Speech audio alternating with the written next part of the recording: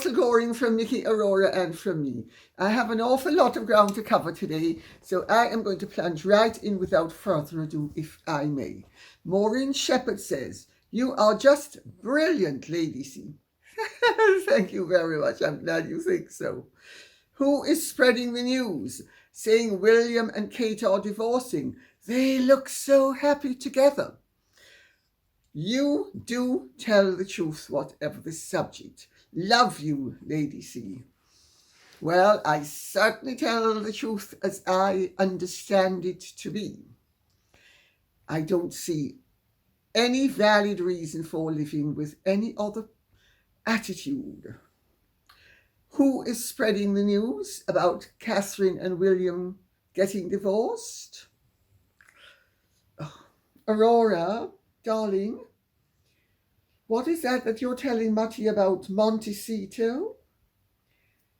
And all those flying pigs that are shot out of the orifices upon which the two jerks sit in the 16 lavatories that they have as they shoot their crap, to be crude about it all, and let everybody else think that they are perfect and everybody else is defective. And let us face facts. It is their people who are spreading those lies about William and Catherine and have been doing it from the very beginning. And do you know why they've been doing it? Well, Aurora, your mother's really lucky. She finally has a role model for perfection. It's called Meghan, proud, confident woman of colour and star of suits. Yes. Who made it and hustled her and muscled her way all the way to the top, and has done it through men. She's never done anything that she's achieved without doing it through help, usually masculine help. And the message from the Netflix series was, H and I have the greatest love story on earth. It makes that William Shakespeare's Romeo and Juliet look like William and Catherine. Just no good. Well, since when did being one half of the greatest love story on earth qualify you for a throne? Since Meghan and Harry decreed it. That's right. Well, aren't we all very fortunate? We're one plane crash away from having a loved up king and queen who just absolutely adore each other and love all humanity $1 bill at a time.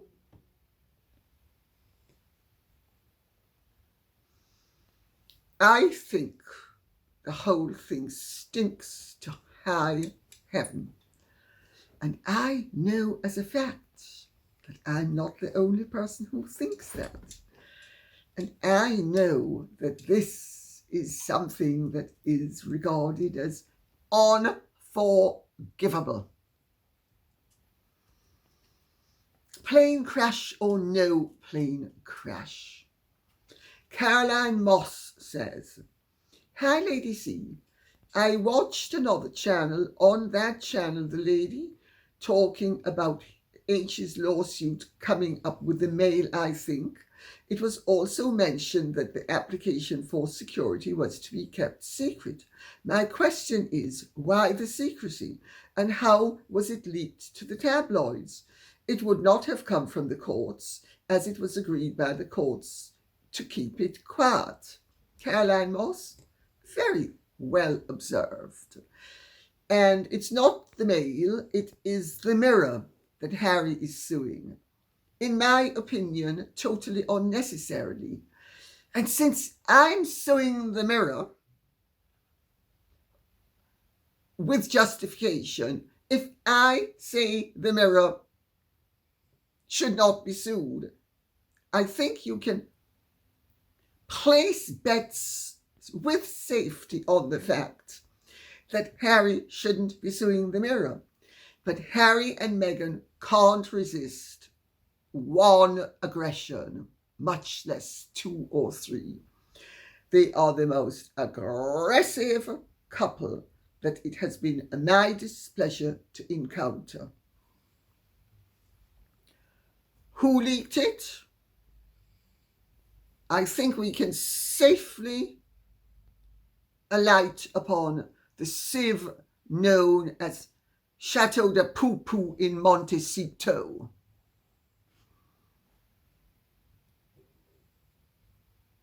Because that is what people are calling it behind the scenes. Chateau de Poo-Poo. And they say that nothing emanates from it but a whole load of poo. And some people are even more graphic than that.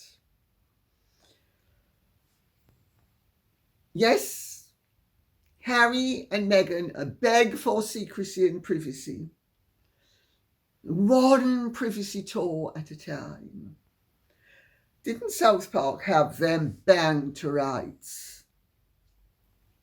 Me, Just Me says, Lady C, please tell us your thoughts on Meghan relaunching the TIG to brand herself as Princess Meghan. Cock a finger, I'm classy. I'm also a princess. I'm Princess Meghan of Montecito.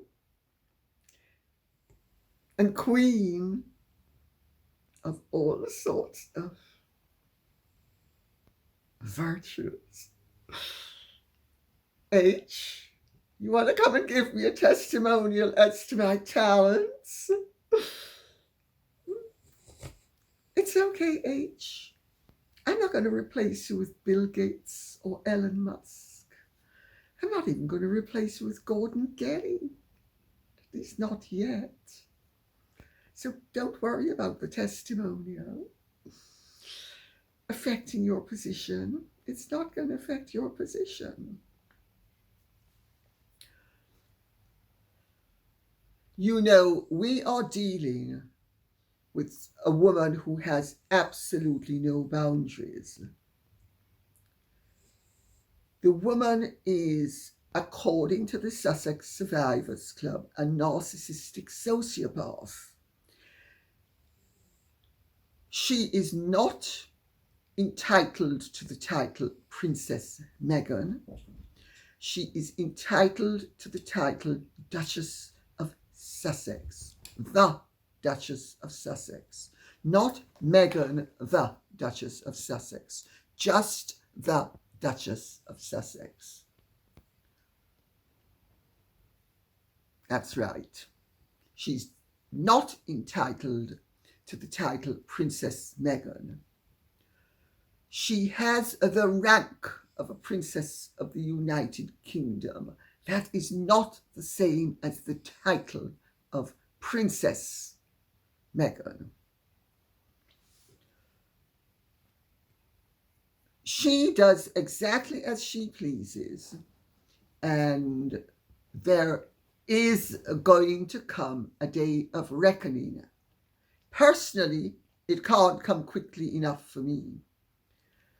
And I appreciate fully and identify utterly with the frustration, the rage, and the disgust that people who support the monarchy feel about the way she is being allowed superficially and ostensibly to conduct herself unchecked without visible consequences for her actions.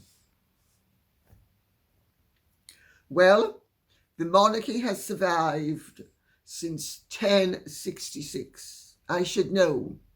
It's one of my ancestors who founded it. They have had many a tricky moment, and they are extremely resourceful in survival techniques. Having said that, I'm as sick as you are to death of the whole thing. I struggle at times to remind myself that there is a morality tale here that is worth listening to, observing, commenting upon.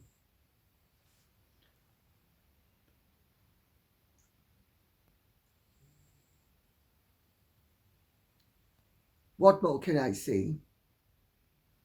She's not Princess Meghan, but I have no doubt she's going to get it to enter into the vernacular that she is Princess Meghan, at which point her followers, and then every other lazy schlump in the media, will be calling her Princess Meghan. Let's just watch this space and see what happens. Charlotte Gibson says, "You are right, accidents happen. I knew she and Claudia Jordan looked black to me on Deal or No Deal. She claimed they wanted her to cover her many freckles, and she loves her freckles. Nobody is making her cover them now, and she's covering them now. Very well observed, Charlotte Gibson. Very well observed." I think when she was a child, she also wrote a booklet which she then copyrighted, stating, "If you don't have freckles like me, you're not beautiful, because I'm the benchmark of all beauty and everything else desirable." So the rampant egotism was very apparent even when she was a child. She has appalling skin, and it's a type of skin that is a result of a certain admixture of heritages. I've seen it with other people of color. It is very unfortunate skin because it's really like endless little moles that it's nobody's fault if you have that sort of skin. But why A, claim that it's a source of pride, B, that you're so proud of it you're going to show it off, and then C, do everything in your power usually to cover it, except when it suits you to do otherwise. These are the sick games that this creature plays. That really, I don't know about you, but my stomach is churning with the constant nonsense and the constant contradictions that emanate from that quarter. And now we're going to get on to something that is important. A. Moore says, "Lady C, on Dan Wooten, you said that Meghan is right-wing. I said she was a right-wing hustler, if I remember correctly. What did you mean? I'm sure you were making a point, but Meghan is so woke she's got to be left-wing."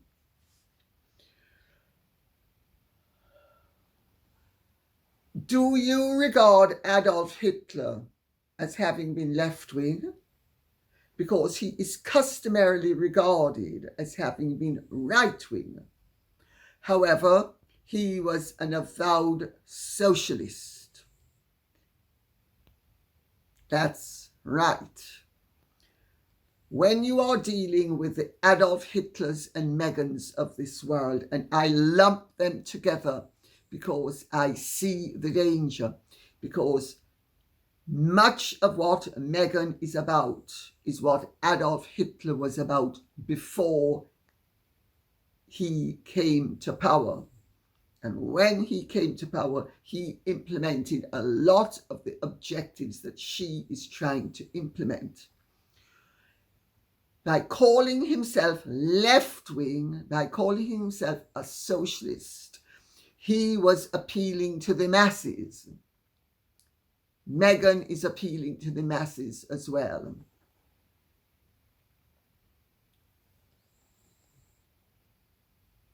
Lenin also appealed to the masses.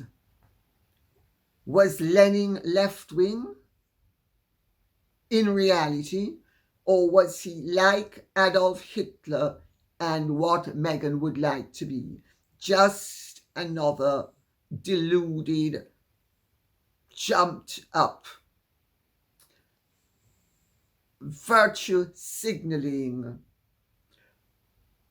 man or woman of the people when they are not, who is actually nothing but a totalitarian, authoritarian elitist. I am trying to make people aware of the fact that for all of her rhetoric, Meghan is an elitist of the highest order. She is authoritarian. She is interested in excluding people who do not agree with her. So she wishes, as did Hitler and Stalin and Lenin, to deprive people of their civil liberties. It does, left-wing rarely used to mean people who were socialized and interested in a society that was either socialist or a mixture of capitalism and socialism. Socialized capitalism. That's what the left wing was. The right wing was authoritarian and dictatorial. These are terms whose meaning has shifted over the decades into something that is utterly meaningless. And why I call her a right-wing hustler is I wanted to focus people's minds on the fact that Meghan is not the loving humanitarian, I want people to enjoy rights and increase their liberties. No. She's the absolute opposite. She wants to deprive people of their rights and liberties so that she and people like her can set up a dictatorship.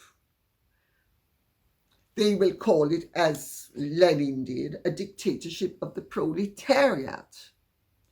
But it's not a dictatorship of the proletariat.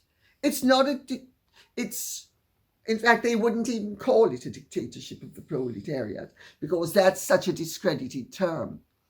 They will find a way of saying that it's to enhance the liberties of the very people whose liberties they are depriving them of. Meghan and Harry have also done something that is extremely dangerous. They have abused their royal position in a way that no other member of a royal family has ever done to date. They have set themselves up not only as an alternative court, but an alternative political entity that has equal validity to the state of the United Kingdom of Great Britain and Northern Ireland a fully fledged independent state. They do not represent anybody but themselves, but they have set themselves up on a par with the kingdom of this country and with the crown of this country. And the message they give systematically is, well, we're in negotiations with them. We're going to be dealing with them. They even said it when they were leaving the country. I don't remember now exactly how they put it, but it was that they would be representing the Queen and the monarchy, and that they would be grasping and negotiating with the Queen and the monarchy as to how the monarchy could allow them to do what they wanted. All of this is very dangerous stuff when you are espousing the views that Meghan and Harry espouse. Censorship, deprivation of people's First Amendment rights, which do not only include the right of opinion, but the right of congregation, the right of worship. And we are going to get onto something very quickly in the next question that goes to the absolute core of our society, aside from all of these rights. And let us remember, Meghan and Harry have been playing the race card, which is a card that Adolf Hitler played as well. Who do you think the Jews of today are that Meghan and Harry snare at? White people. Do you remember when Meghan and Harry announced and ordered the BBC, when they were going to be covering the Oprah interview, that they required them to not have any white middle-aged men commenting? How do you think Hitler started? And with Hitler, it wasn't only the Jews. With Meghan and Harry, it isn't only white people. And it isn't all white people either. It's just the white people they want to muzzle. But they don't differentiate to that extent because they beat the drum of white privilege.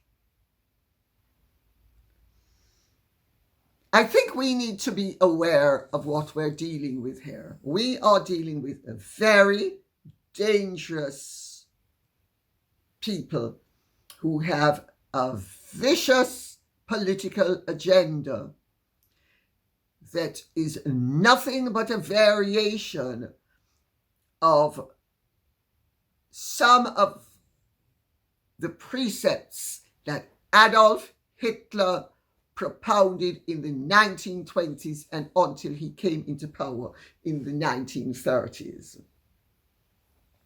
And Adolf Hitler promised the people a better world. And Adolf Hitler actually, I've got news for you, was far more astute economically than Meghan and Harry have been. Adolf Hitler actually implemented and oversaw, in the early years of the Nazi regime, tremendous growth in Germany. Meghan and Harry's economic policies, such as they are, will bankrupt a country that is already heading towards serious economic problems. And I am now referring particularly to the United States of America. Remember, you had a major bank fail a few weeks ago. We've now had Credit Suisse fail in Europe. We are bombarded on a daily basis with all sorts of lies as our governments keep on frittering away our money on futile endeavours that are bound to fail, and expect to be praised at the same time, and have their poodles in the mainstream media propagandizing on their behalves. I'm not only referring to the United States of America now, I'm referring to the United Kingdom. I mean, what is going on in this country is a disgrace. What is going on in Europe is a disgrace.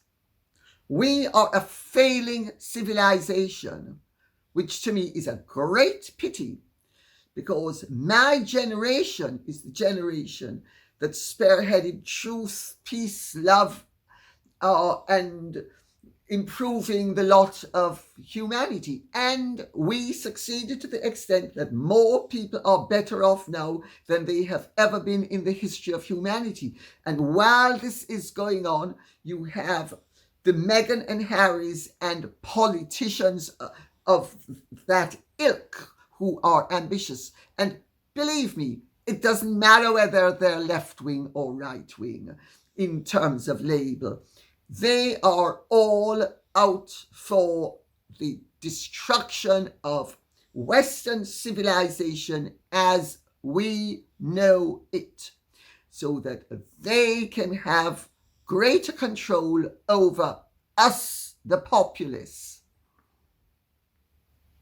And you think there's nothing to worry about? Anyway, I'm going to quote something from someone called R. Omar, because he's or she has said something that is, in my opinion, absolutely spot on.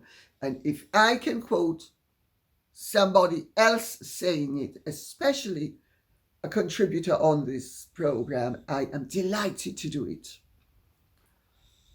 Hello, Lady C. Hope you get better soon. I'm on the way, thank you. What I've observed from the race hustlers on Netflix calling the Commonwealth Empire 2.0 is that we have privileged biracials, and big block capitals for privileged biracials defending a fellow privileged biracial hustler who had the flowers of the Commonwealth nations embroidered into her sail of a veil. Love it. Who, in that cringy engagement interview, said she can't wait to visit the Commonwealth countries. Later was made a vice president of the Queen's Commonwealth Trust. Probably she thought her visits there would look fabulous, big block capitals, as a backdrop for the hustle and marching she lined up before she got the ginger pet in her trap. My question to them is, when did the Commonwealth become Empire 2.0? Was it when Meghan entered the family, or after she decided that being a working royal was cramping her brand? Why is it the job of privileged biracials to educate us, people of colour, so our Omar is a person of colour, on what's offensive and what isn't? Who made them the arbiters of race relations when they view themselves as above us? Now you see why I put the description that I did about Meghan. They view above us and have a say in what we must think and feel, while they shyly and slyly accept knighthoods and OBE awards from said racist empire. And not to mention demand princely titles. Race hustlers don't want people of all colours to get along. It disrupts their comfortable livelihoods. Hope you're getting better each day, and much love to you and your family. And there, our Omar, we have it. You're absolutely right. Meghan has got a cabal of people of colour to push a vicious, false racist agenda so that they will retain their privileges and they will have the ordinary person of colour underfoot where they think you belong. They also happen to think white people belong under the heels of their feet as well. We are dealing with people who have no respect for the civil liberties and the actual rights of others. They show it every day in every way, and their empty rhetoric is truly that of an empty vessel making a lot of noise.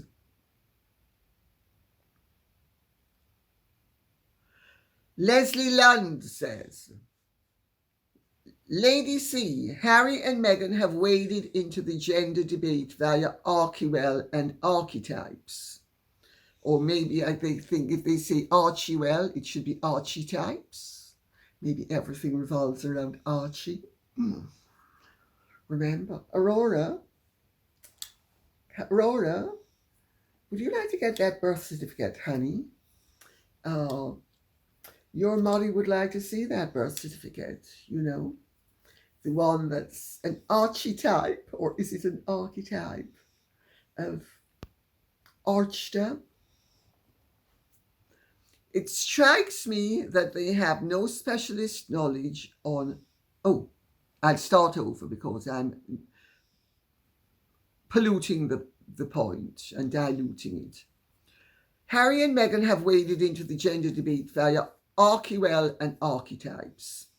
It strikes me they have no specialist knowledge on the subject, while you do as a result of the tragic circumstances of your birth and upbringing. May we please have the benefit of your wisdom, and I don't mean that lightly but sincerely. Are they even qualified to have an opinion, much less give one? Well, they're as qualified to have an opinion on the subject as I'm qualified to speak about brain surgery. I have a brain, therefore anything I say has got to be valid.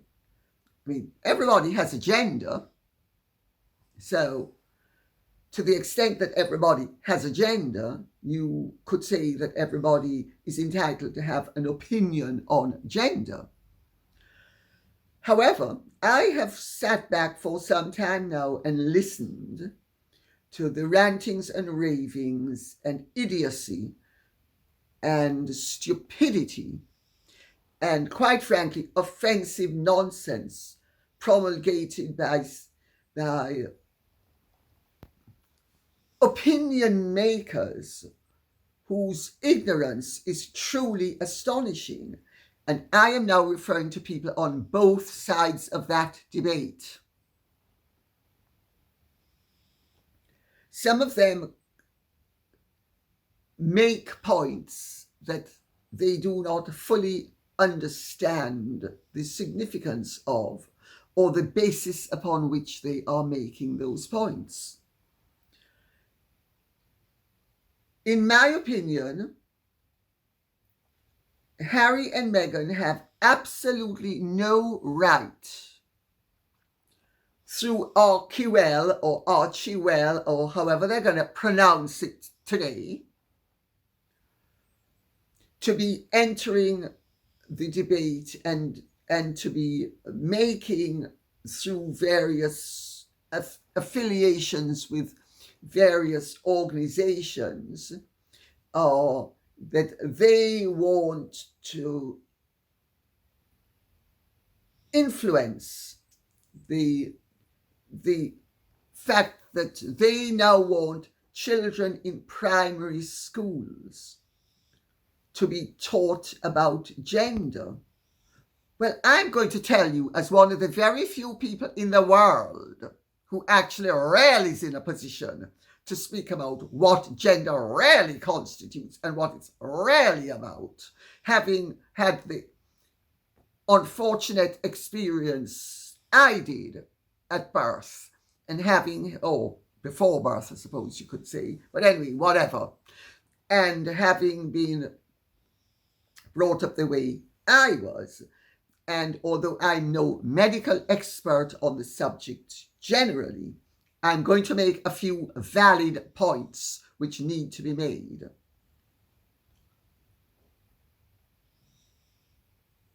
There have always been in Western society two genders, masculine and feminine. Neuter gender is the third. It is the third. In the language, there are masculine, feminine, and neuter in certain languages. We are now being told that there are 72 different genders, and we are being told that people wish to be known by different pronouns. Well, I'm very civilized, and I am polite enough that, for instance, I did a TV show called Celebs on the Farm with a very nice drag queen. And we all got along like a house on fire. And when Cheryl was in the full regalia and the makeup and all the rest of it, we all called Cheryl she. And when she wasn't in the full regalia, we called him he. He was not, now this is just politesse. In my opinion, and I was asked to debate this at the Oxford Union quite recently, and I declined to do so. But I'm going to say it now because I'm getting heartily sick and tired of every ignoramus poking their oar into something they know nothing about. There are basically two sexes, male and female. XX and XY are the chromosomes. Chromosomes were only recently discovered. When I was born, they didn't even know about chromosomes. That tells you how recent chromosomes are. However, within XX and the XY, there is a hugely wide range. Because chromosomes are not the only constituent parts of sex and or gender. Hormones affect the way a fetus develops. There have been studies done that indicate that transsexuals are actually people who have one set of chromosomes, but due to hormonal development in utero, they develop effectively the brain of the opposite sex. Now, there are other, so you could say that arguably transsexualism is the most extreme form of intersexuality. But there are many other forms of intersexuality. XXY, XYY, loads of other chromosomal differences. And you have, for instance, absolute androgen insensitivity syndrome, where the fetus, which is XY, so is biologically male, develops because it is androgen insensitive. That means it will not accept male hormones. So it develops as a female, and they are usually far more feminine than most women. because the average woman is a combination of estrogen, androgen, male hormones, female hormones. We're all, to an extent, are neither purely one sex or the other, if you look at it like that. But we all basically fall into one of two sexes. And the few people who, because of something that goes wrong in the gestational period, don't, are called intersex. And they then, nowadays, because of the advances of the surgical advances, they can be approximated into the gender that they really ought to have been in. And as I say, with absolute androgen insensitivity syndrome, they are women, even though they are XY. So it's not as straightforward as just hormones. However, I'm going to tell you from my own personal experience now, and not only my personal experience, but my observations. I'm going to start off not with myself, but with Mickey's puppy, Diesel. Mickey gave birth to 4 puppies. The first was stillborn, 2 girls and a boy. Diesel entered the world. Whoa, I'm a big, strong, powerful man. He oozed masculinity from the moment of his birth. There was no doubt that Diesel was a boy. And he has grown up to be hyper masculine. That is nature. Now, to go on to my personal circumstance. When I was born, because they didn't have the techniques that are available nowadays, and the masculine gender was regarded as the superior gender, girls born with my defect were brought up as boys. It changed within a few years of my birth, but that was the reality. There was never any doubt in my mind or the mind of anybody who knew me that I was anything but a girl. Nobody had to tell me. I was allowed to develop perfectly naturally, and I did. I wanted dolls because I was maternal. I was never interested in sport, still I'm not.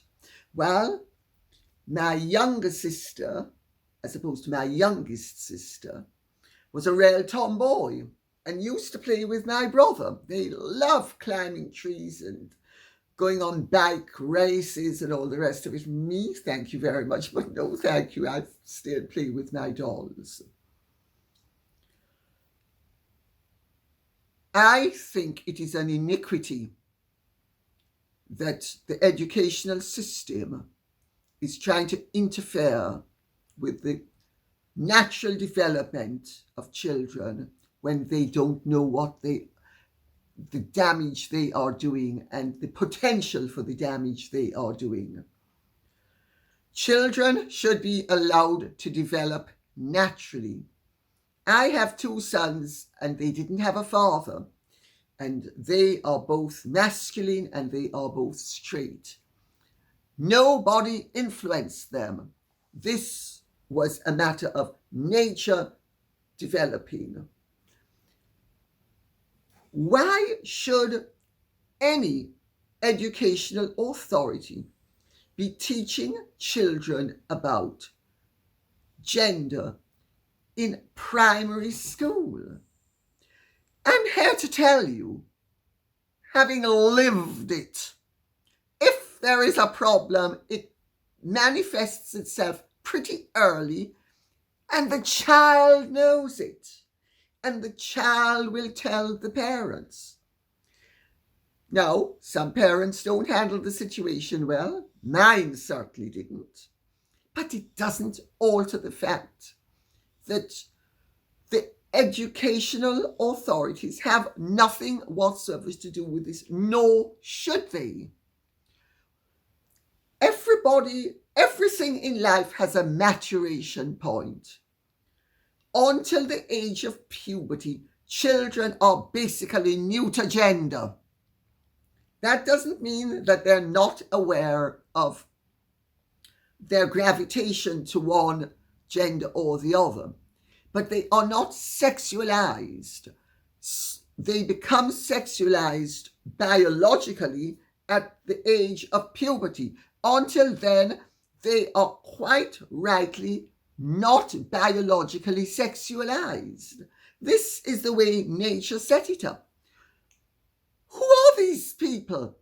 What gives them the right? I mean, the first 21 years of my life were damaged, if not totally destroyed, by all sorts of medical experts who didn't know what the hell they were talking about.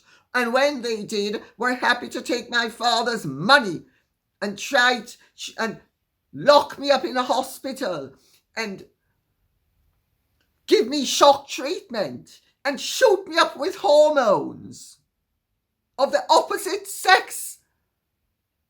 I mean, that is real abuse. Do you think I'm unique? Sadly not. There's the famous Dr. John Money case of John Joanna, and they both ended up committing suicide. And Dr. John Money was supposed to be one of the world's experts on the subject. He was at Johns Hopkins. And if he and the doctors stam with me caused such damage, when at least they had some medical knowledge, how dare these Harrys and Meghans of this world try to have supposed experts who don't know what they're speaking about interfere with children? I'm going to wrap it up really simply. A woman is somebody who has a vagina. A man is somebody who has a penis. If you are a transsexual and you wish to surgically alter yourself to accord with your internal personality, I'm not arguing with that. However, until you do it and have a vagina, you're a man. You're a man who wants to become a woman, but you're still a man. And thereafter, I have nothing against transsexuals being accepted in the gender that they end up being with surgical advances. Now, this gets into a huge debate in terms of when it is appropriate to intervene and when it is not appropriate to intervene. And that is not a fit subject for discussion here now, because we are getting into the complexities of a very specialized subject that it doesn't help to have too much outside interference involved with. And I'm not getting into that. I'm not a specialist on that subject. And although I do have rather more knowledge of it than the average person because of my situation, which although it wasn't the same, it means that I can understand the dilemmas they had. And I'm also going to say right here and now, I fully support J.K. Rowling. And who doesn't like it can lump it. Because the trans lobby seems to have hijacked transsexualism and turned it into something that it is not. Because if transsexualism is the most extreme form of intersexuality, it is a valid medical condition. On the other hand, if it is men dressing up as women and getting fake tits and fake faces and then deciding that they're going to keep their original organs and we are to call them women, I'm sorry, they are transvestites. Now, I accept that there are parallels between a preoperative transsexual and a transvestite. Intent becomes the issue. And no, I do not accept that a transvestite is the same as the gender that they are presently representing. As I say, with Cheryl Hole, we were very happy to call her she. It would have been ridiculous to do anything else. That's politesse.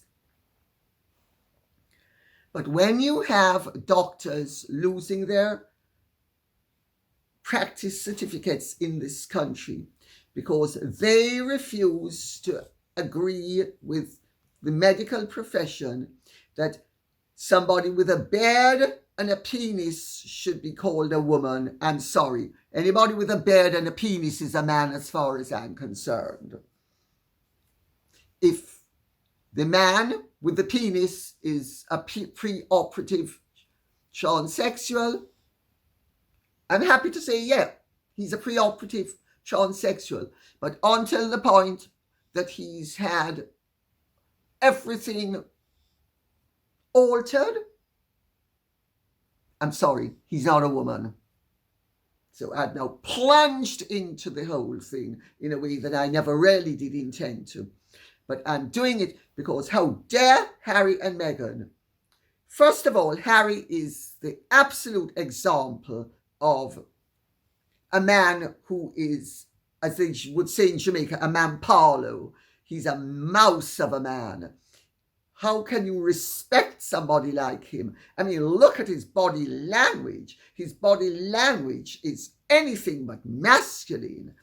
I mean, several people have asked if he's secretly gay, and quite frankly, I can see why they've asked it, because he has the body language of a very desexualized child. If he's the example of masculinity, well, you can understand why Meghan likes bananas so much. Let's put it that way. And as for her, if that's the example of femininity, the woman is a juggernaut. She is everything that is despicable in a woman. She poses and soft and sweet while being the absolute opposite. I'm so humane while being inhumane.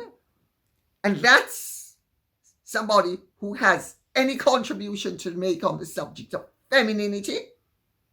Well, maybe as a hustler who's worked her way up the social ladder, she can give us a clue or two as to how to make the bod work for her and the femininity work for her.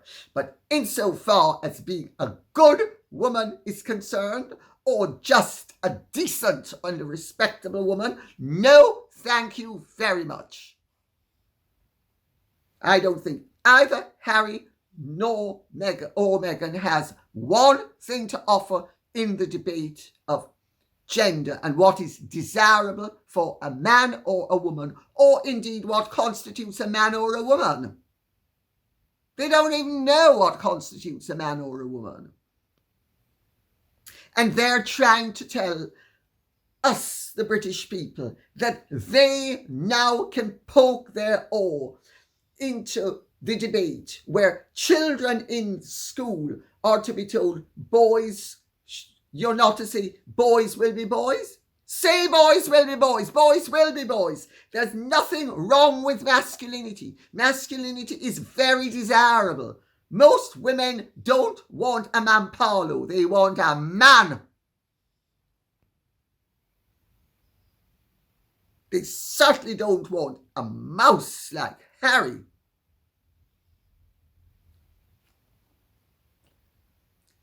What is wrong with being masculine? Nothing. Men have testosterone more than women. That's what makes them more masculine. It's nature. How dare these people try to alter the rules of nature and decree that they, this frowsy, hustler, proud, confident woman of Colin Star of Suits, how dare she and how dare he, that little Mampalo mouse, neither of which is an ideal representative of a human being, much less a man or woman, be interfering with how our children are brought up and what our children are taught. You know, this is a highly complex subject. And I have sat back and listened for the last several years to people who know nothing about what they're talking about, or too little about what they're talking about, to make a valid contribution. And they have swung into action, both for and against the advances that medically are actually desirable. Because there is a serious problem, but it is being hijacked. Intersexuality is a serious problem, and it's a lot more common than people realize. Trying to interfere with the natural progression of a child before that child has reached the maturation point whereby it is actually able to handle the information is polluting its mind, distorting its personality. And they can, who doesn't like this can lump it. I know what I'm talking about. I had the first 21 years of my life ruined.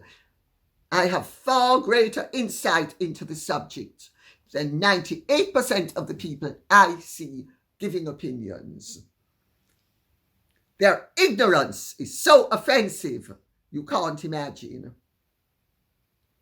And then we have Harry and Meghan wading in. Whatever next? You know, they really need to be stopped. They are the most impertinent, delusional, arrogant, aggressive, everywhere ignoramuses that God put on this earth. I mean, I have seldom run across a couple who has felt more entitled to poke their ignorant noses into everybody else's business when they have nothing to contribute except fallacious opinions. The king better be careful that he doesn't play Pontius Pilate so long that the water bowl of monarchy is whipped from underneath his nose, because this is becoming truly offensive. And there is going to come a point when he's going to have to do something aside from waiting for them to hang themselves. You have the rope? Pull it!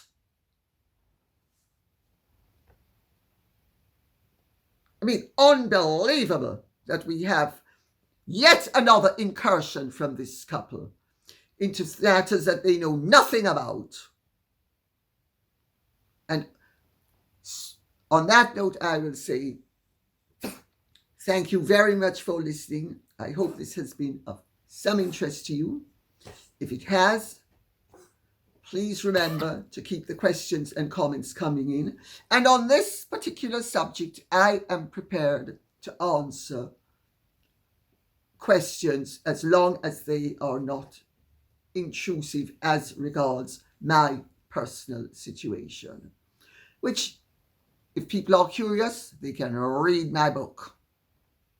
Beyond that, I'm not prepared to go into any detail.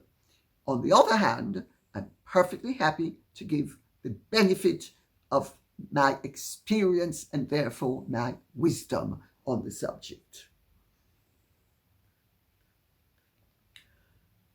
So, please keep the questions and comments coming in. Okay, thank you so much. God bless. Bye-bye. And if you have enjoyed this, please like, share, subscribe, and press the notification bell.